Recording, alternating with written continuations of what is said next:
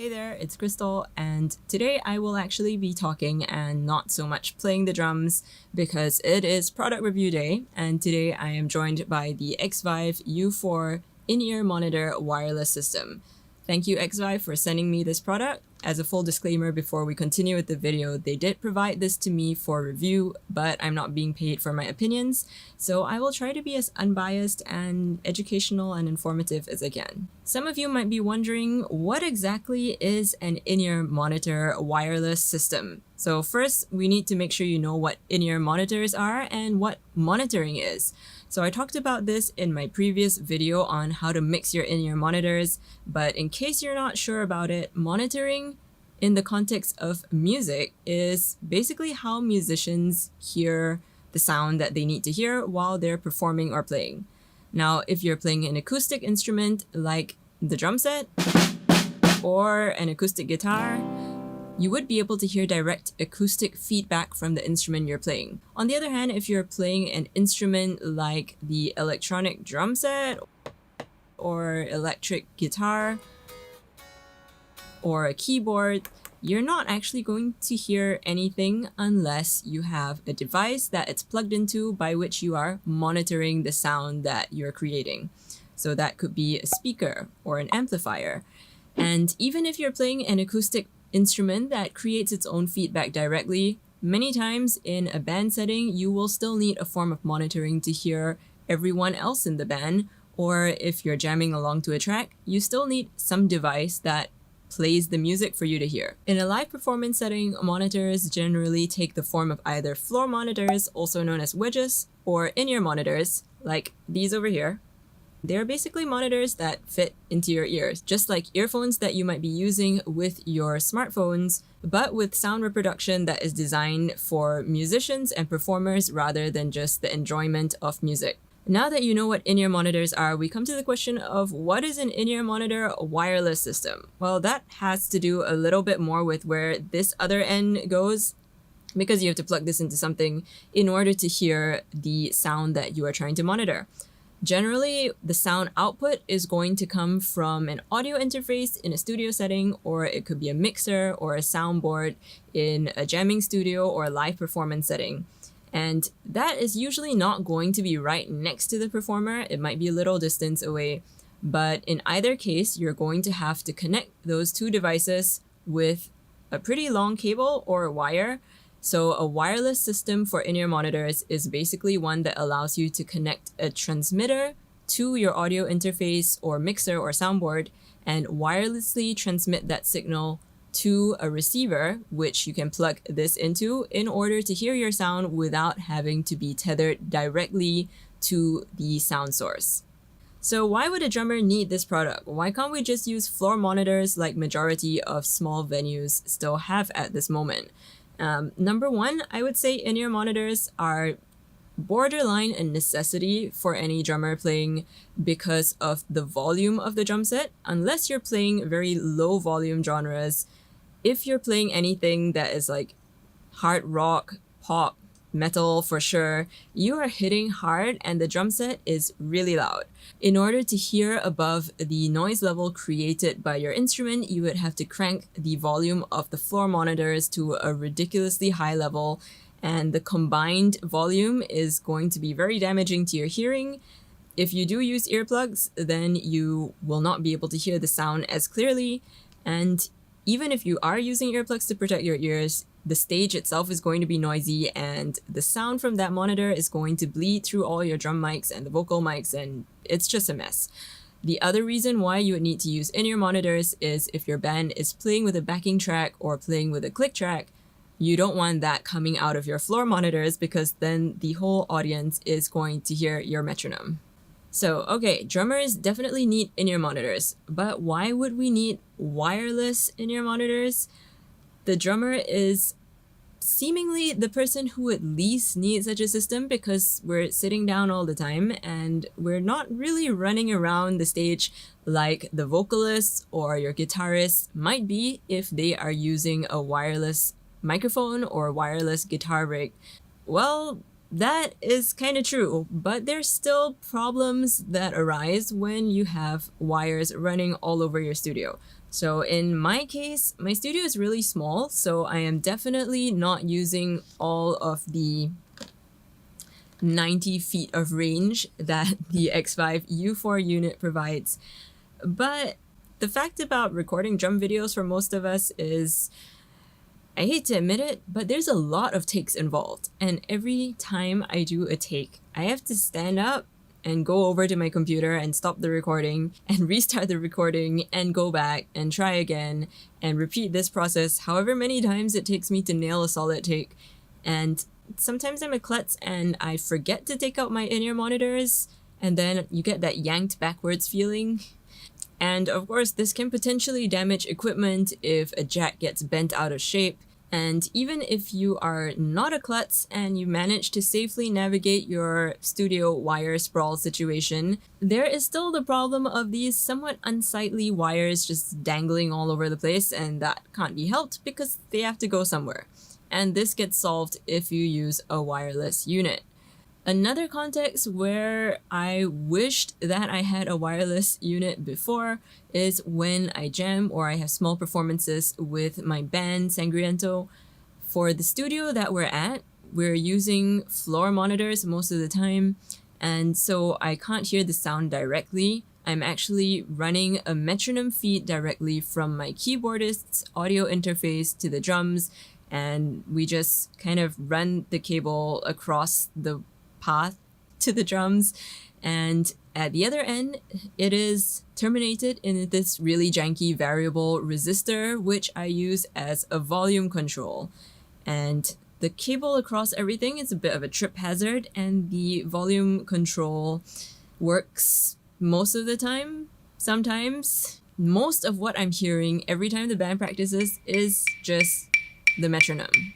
I can't really hear the music as clearly because it's just coming out through the floor monitor on my left, and I'm using in-ears in order to hear the click. So it is a slightly suboptimal practice situation. But this is something that the U4 can help me solve. So let's have a closer look at what's in here. Alright, so here are the main two components. This thing over here is the receiver, and this is the transmitter. And besides this, we also have a converter from XLR to a 1/4-inch jack, because this is designed to plug into a male XLR. But if you don't have an XLR output, you can use this, and it goes right into a 1/4-inch jack kind of output. And aside from that, we also have this charging cable that's provided. It's basically USB to a double micro USB. So this is where you charge the transmitter and receiver. I'll show you all the ports later. And finally, we also have cute little carrying case over here where you can fit everything inside this pouch and just bring that along with you. So it's all going to fit in that little bag. Let's look at the receiver first. This is sometimes known as a belt pack, but this is pretty much the smallest belt pack I've seen. This is the clip, which is really sturdy. The entire frame is metal, it's not plastic, and the controls are pretty simple. This up here is where you plug in your headphones. This is the on-off switch. And then here is the volume knob. So this is off or 0 volume, and you can increase it this way. And this switch over here is the channel selector. So your channel on the receiving unit needs to match up with the channel on the transmitter unit. Let's have a look at the transmitter. This has your XLR connection over here. This is the antenna, so that's where the signal is actually going to be transmitted. This is how you detach it from the XLR, so you need to push that to remove it. Over here you have aux and line switches, depending on whether your signal being sent is a line or aux level. And then here we have the power button, power and mute. So if I turn it on, there we go. Oh, I forgot to mention the charging ports. Charging port on the receiver, it's over here, and the charging port on the transmitter is also over here. So both of those are going to be able to be charged simultaneously by the cable provided. And this channel selector, you need to press it a couple times because it auto locks after you select it. If I want to switch this to say channel 4, I can also switch this to channel 4, and then these two will be able to communicate with each other. So one plus point I can see about these is that they do not run on batteries. This is actually the first wireless system that I've owned personally, but I have used other people's wireless systems on some gigs or shows, and it always feels like such a waste because every time you have a rehearsal or sound check and then the actual set, you need to change batteries for your wireless pack even if they are maybe 80% used, and it just feels very wasteful to chuck those batteries and have to replace new ones just because you don't want the batteries to run out on you in the middle of the set. So it's great that these are rechargeable, and according to Xvive, they have a 5-hour battery life, which is probably going to be long enough for majority of gigs. In the case that you forget to charge them, you can actually charge them while they are in use, though that's not advisable. It is possible. So let's see how these work. I was actually quite curious about how this would work and where I would need to connect it to my system in order to be able to hear, but it was super easy. It's advertised as being plug and play, and honestly, it really is. So I'm just gonna take this converter. Let's set it to channel 5 for no apparent reason at all. And I'm gonna take this and turn it to also channel 5. So you just need to make sure that both your transmitter and receiver are on the same channel. In the case that you're getting some kind of interference, you can try a different channel. And then I will just need to take this and plug it into my audio interface.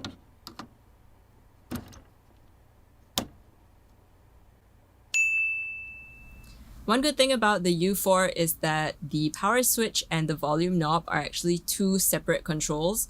For some wireless units, the power switch is integrated with the volume knob, so you have to turn it to 0 and then like one notch below that to turn it off. So the good thing about this is that if I've used it before and I wanted this particular volume setting, I just need to turn it off. I don't have to reset the volume. The next time I turn it on, the volume setting is going to be exactly how I left it. So if I want to use this to play some music with my drums now, all I need to do is plug it in. I've already set the channel to the same channel my transmitter is on, volume is up, so I just need to turn it on and clip it somewhere and I'll be good to go.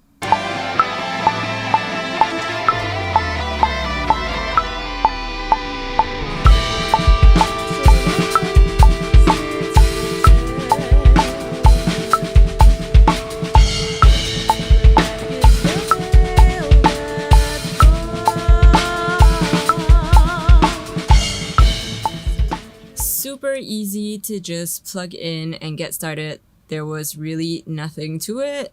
Honestly, it's way easier than I would have thought. The only thing to remember to do is turn off your units when they're not in use so you don't drain the battery unnecessarily.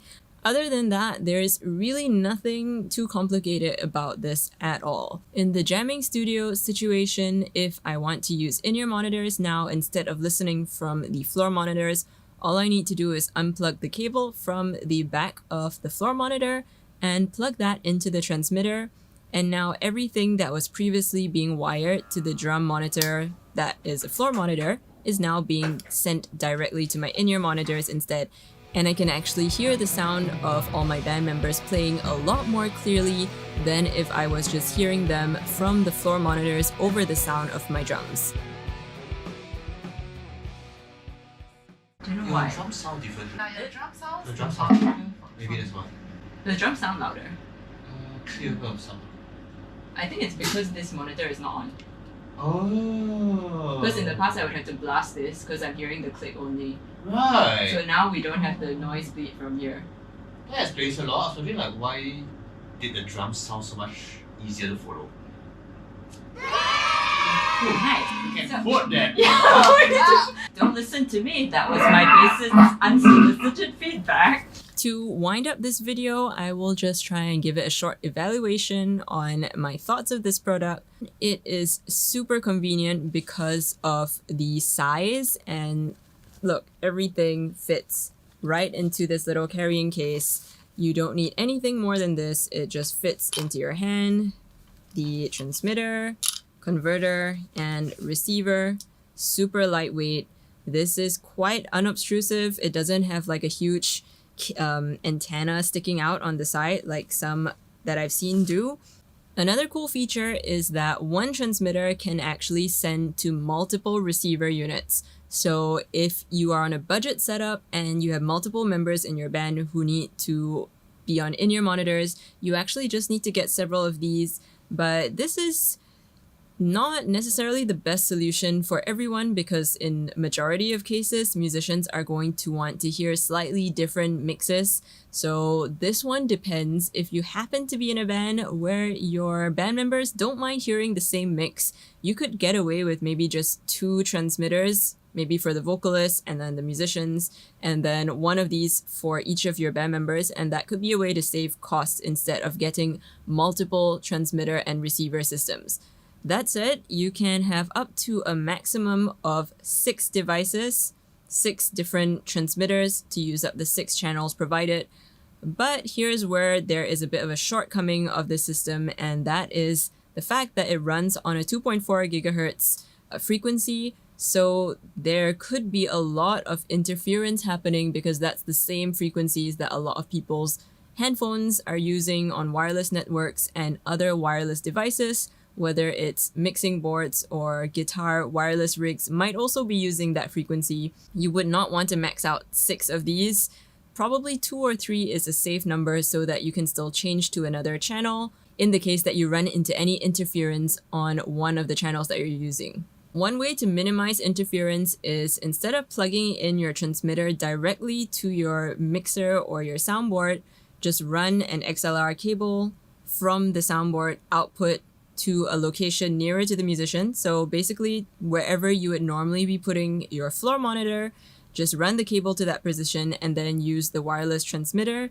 That way, this will be nearer to the person using the receiver device, and you'll have a much lower chance of interference. The other downside is the sound quality, and that's not to say the sound quality itself is bad. I think the sound is excellent, and for use in my studio, it's perfect because I generally listen to a mono output when I'm monitoring sound for use in my studio. But I would not use this in my church setup because my church actually has a personal monitor mixer system. We're using the Allen & Heath ME1 units, and in those you can customize your mixes, you can pan, and you can listen in stereo. Whereas this little guy is only going to give you a mono output. That means it's going to be the same signal on left and right. So that is one downside for this. It is very affordable, super good quality. I think for this price, it's a great product, and it gives you good mono audio. If you're wanting to get a stereo output, then this is not for you. To round up this video, let me just share with you who I think would benefit from the Xvive U4 in-ear monitor wireless system. First would be people who have small studios like myself. You are not going to outfit your entire studio with an in-ear monitor system, but if you want the convenience of a wireless transmitter and receiver system so that you don't have to deal with running a super long cable across your studio and having it just be kind of messy and a trip hazard, then this is a great device. You are not going to run into any range problems at all. My studio is clearly less than 90 feet wide, so that's totally not an issue. There's probably not going to be much interference if you're the only person in your studio, unless you have a dozen 2.4 gigahertz devices all crowding up your Wi-Fi. You should be fine. So this one is going to be useful for me in my studio when I'm playing drums, practicing, and recording videos. The next thing it'll be useful for is if you are in a band, for your rehearsals, for your small gigs, and this is where I'm also going to find it really useful. It's super easy to bring along. If the venue that you're going to uses floor monitors, you can kind of just very quickly convert it into an in-ear monitor system using this product, you just need to unplug the monitor, plug it into the transmitter, and you're pretty much good to go with in-ear monitors. So I would think that this could be a very useful device for a lot of you, maybe church drummers who are wanting to get started on in-ear monitoring and listening to a metronome, but your church system is still using floor monitors, and it's probably too costly to upgrade to an in-ear monitor system all of a sudden, and you don't know if everyone's going to be on board. So all you need to do is just get one of these and maybe just start from the drummer first, plug it into the transmitter, get the drummer on an in-ear monitor system, and if you want to feed them a metronome or tracks, all you need to do is, say, take your metronome and hook that up to a DI input, send that signal to the soundboard, and the sound engineer can then route the metronome feed into the drummer's monitor, which is now an in-ear monitor system, remember? And no one else is going to hear that click feed. I've heard many drummers asking me how they can get started using the metronome in church when their church doesn't have the sound system to support in-ear monitors yet. And I think this is one way that you can definitely get started at a very reasonable cost, and you don't have to overhaul your whole system quite yet. Until you have pretty much everyone on board, then you can look into upgrading your system. That brings us to the end of this video. If you would like to get a U4 unit for yourself, if you're based in Singapore, you can get that from Luther Music. I'll drop the link in the description below. And if you're anywhere else in the world, you can find them at a retailer near you, or you can grab one off Amazon or Thomann, I believe, for the UK. And I hope that you will enjoy using this product if you do decide to get one. Once again, thank you to Xvive for providing this. I'm definitely going to make good use of it. Thanks again for watching, and I hope you have a great day. Take care, and I'll see you in the next one.